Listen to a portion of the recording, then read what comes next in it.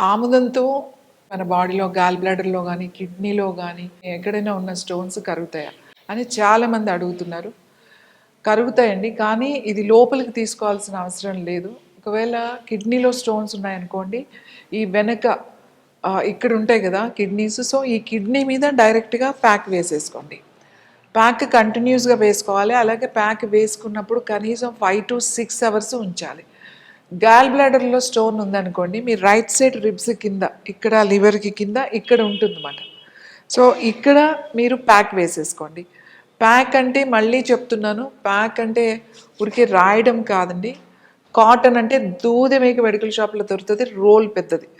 అది మీకు ఎంత ముక్క కావాలో అంత కట్ చేసుకుని దాని మీద కొద్ది కొద్దిగా నూనె వేసుకొని అది మొత్తం స్ప్రెడ్ అయిన తర్వాత అప్పుడు మీరు ఇక్కడ ప్యాక్ లాగా వేసుకోవాలి.